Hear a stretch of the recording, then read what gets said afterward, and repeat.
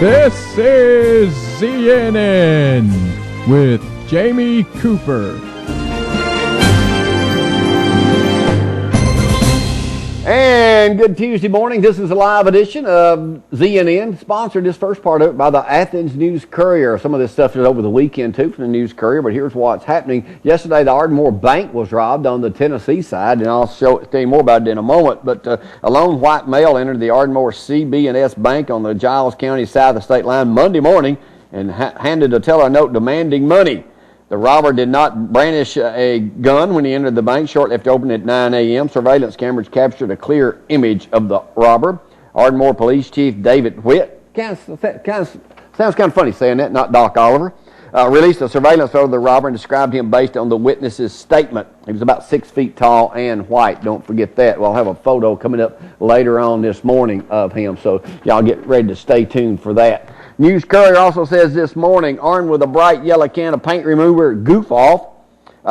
This Danny Gillum here stands in cold mud trying to remove blue graffiti from the side of the Disabled Americans Veterans Building in Athens. Hey, I want to go back to that bank robbery. You know, a couple of weeks ago, I shared with y'all the statistics on bank robberies. Most of them happen here in the South. Most of them happen between 9 and 12 o'clock every morning. Well, that's when they happen. And the robbers get about an average of about $1,500 to $2,000. So if you see somebody with a little bit of cash, you know who it is. Also, over the weekend, Saturday, they named some new police officers promoted here at the Athens Police Department. Athens Police Chief Wayne Harper recently promoted 3 of his officers. Lieutenant Floyd Johnson was promoted to captain last Sunday. He will be investigations administrator and continue to serve as department's public information officer.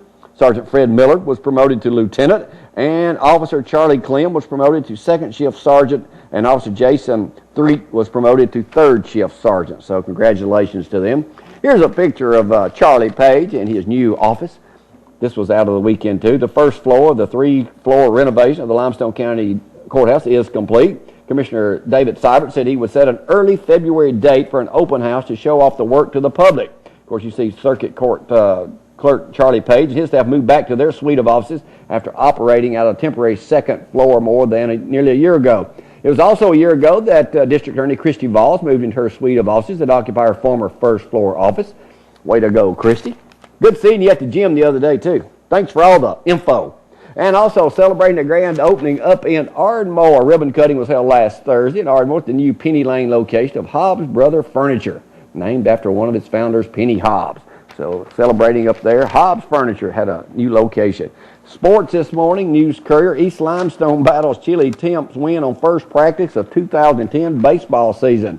Here's head coach Bill Tribble working with one of his players on a bunting drill Monday afternoon. Marked the first official day of baseball practice around the state.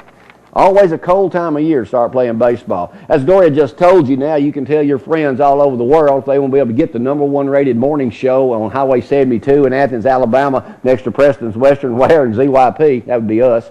You can now, coming up later this week, you will be able to get Cooper and Company around the world live at 6 a.m. plus other times of the day soon. I'm saying this week. Gloria says soon. That could be a year from now. It'll be sometime this week if I have to go hook it up myself.